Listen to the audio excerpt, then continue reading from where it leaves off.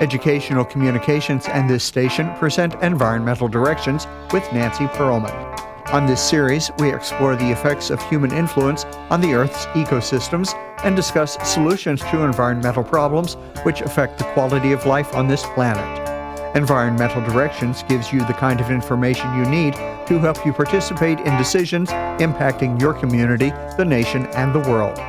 Now, here's your host, Nancy Pearlman. Hello, my guest is Yaron Ben Nun. He is Chief Technology Officer, President, and co-founder of Nostromo. He is a former Vice President of Innovation, Customer Success, and Business Development at Light App, and he has served as an Israeli Air Force pilot. Welcome, it's a pleasure to have you with us. Thank you very much, Nancy. We're going to be talking about thermal energy storage and how we can help reverse climate change. First, we have to talk about your innovative technology where your company installs modular ice cells or ice bricks that transform traditional cooling system chillers by charging cold energy during hours when electricity demand is low, where there is a surplus of renewable energy, and discharges the energy during peak consumption hours, relieving the grid from cooling systems' electricity demands. What does that really mean? What are these ice bricks and how does it really work? Thank you very much for this question. Actually, that was one of the best, in a nutshell, explanations of what we do, but I'll go a little bit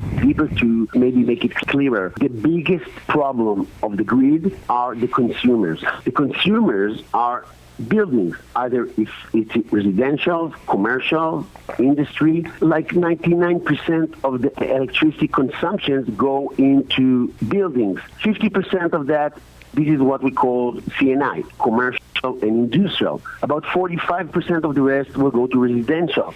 But anyhow, the consumers for energy are sitting on the far side of the electric grid. They have a meter, and they are being charged by the meter that tell us how much electricity they use. If you would like to look at this big user of electricity, huge user of electricity, we call it air conditioners, or HVAC in a more professional way, but actually it goes for heating and cooling as well, and it is all around one other term, which is thermal comfort. The thing is that we are uneasy very easily if somebody will change the exact temperature and humidity that we feel comfortable in. The numbers are very, very well known. Actually, we don't need to go too far and start to run numbers. The thermal comfort experience, we're dealing with it in every given moment.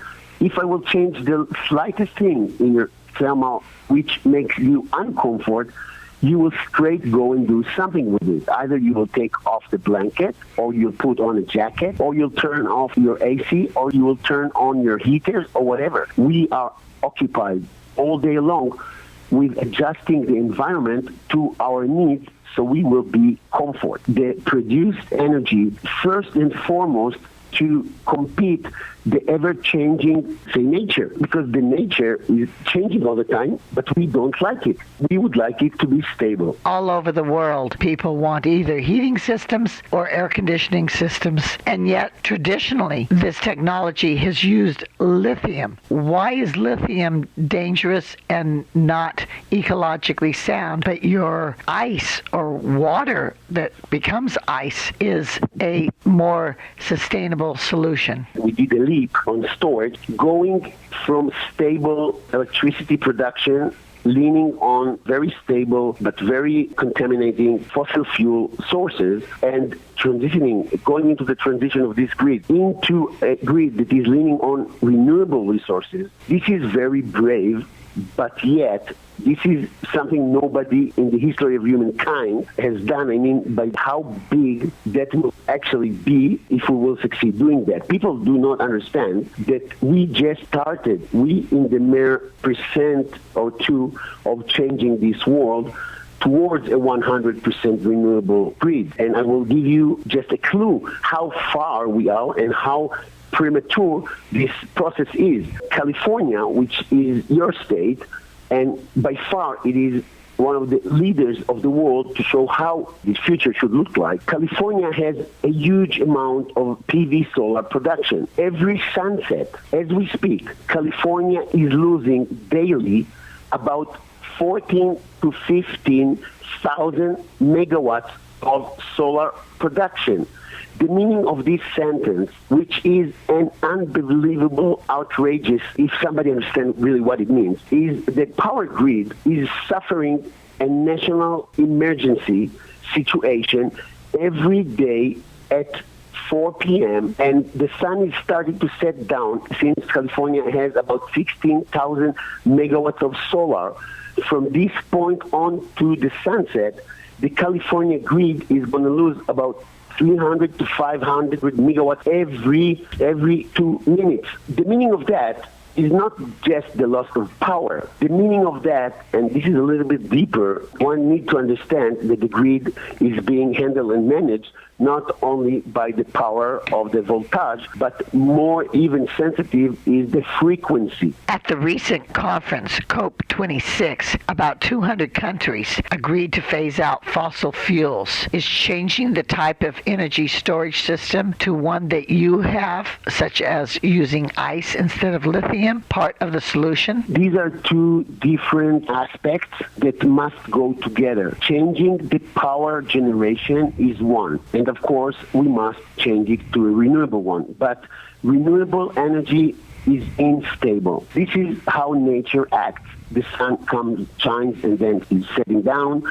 The wind is coming and going. And the only really sacred thing about power grids that they need to be stable for all the good reasons. You understand that your light needs to be stable and your life supporting equipment needs to be stable and your MRI and your machines on the production lines need to be stable. It was well known that energy storage will be the key factor that will enable stabilize all these nature powers and enable the grid to stay stable through the transition. The only problem is the amount of storage needed in order to actually support it is unimaginable. Think only that California, with all its storage and solar and leading the market and very high targets, as for today, as we speak, has only 14.4 solar generation annually. Think about it. This is crazy. So California today loses 14 gigawatts. This is like an average of 30 fossil fuel power plants. They lose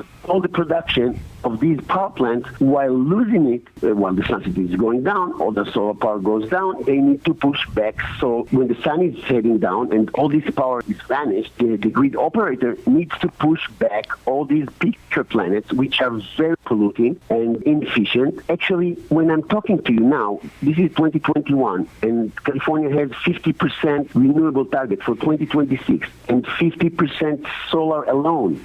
At 2030, I can say quite confident way that nobody really knows how they're going to get there. Because if today they're losing 14,000 megawatts every sunset, when they will have 3 times of that, not 14.4 like today, but 50 times solar, are they going to lose like 50 gigawatts every sunset? Because 42 gigawatts is the national peak demand, historical demand of California for the last 20 years. The only biggest thing that everybody needs to concentrate about now is storage. Okay, let's make as much as solar as we can, but let's store it in order to stabilize all this crazy phenomenon of instability so we can actually manifest going forward so we won't be afraid of sunset. If you are leaning on lithium-ion batteries as the only source that will enable this. As for today, 99% of all storage capacity in the U.S. is lithium-ion batteries. The other 1%, well, these are just different tests with different materials. But if you would like to keep on with this dream, I would say this is the craziest dream I ever heard. I love lithium-ion. I have lithium-ion in my laptop. Would like to do lots of things with it. But air conditioning is the biggest electricity user on the grid.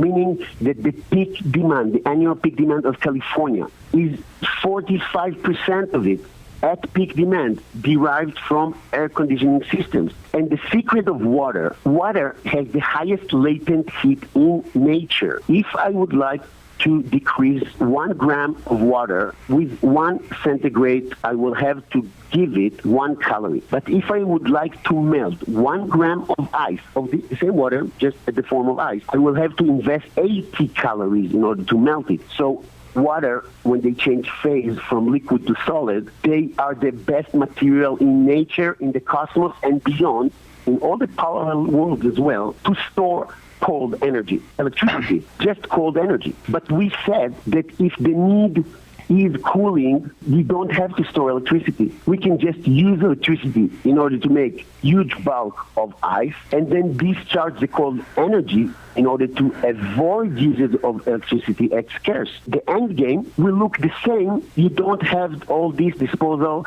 fire hazard, awful for the environment when they burn, and worse even when they are buried. Lithium-ion batteries bring huge stress to the environment when you look towards the future. You would like to have a sustainable grid leaning on clean resources. We certainly know that there's a lot of renewable energy out there. The sun is providing it, and we need to store it so that we can use it at off hours. I am very happy to learn that you have a system that will store our energy. Nobody looks at buildings as a source for energy storage or as a part of this transition. And this is a huge mistake, because everybody are putting energy storage in front of the meter somewhere on the segment of the production on the Mojave Desert. The problem of the grid will be to take all this energy and transmit it and distribute it into the cities. And we suggest that energy storage should be first and foremost on the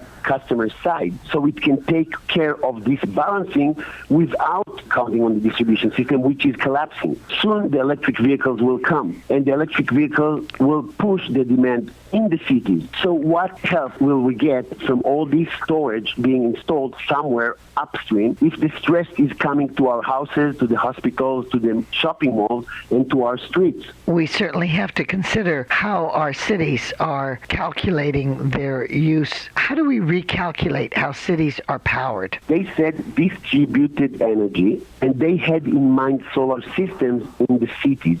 But of course, this is not a very good idea, because city has high buildings and very small roof area. But buildings can become batteries. Buildings are the biggest users of energy, and buildings can become very useful, very clean batteries if you will put clean storage in them. The storage assets are still to become. We know, and we think that other technologies will come with us, how to transform buildings from being a burden into a solution. Thank you so very much for reminding us that energy storage is an important concept and is an important element of using renewable energy. You are based in Israel, and I recall when I visited the country in 1968, I was surprised to see on buildings, on rooftops, water containers that were letting the sun heat the water to save energy. It was just one innovation that we hadn't adopted here in the United States. Why is Israel so innovative in creating new energy solutions?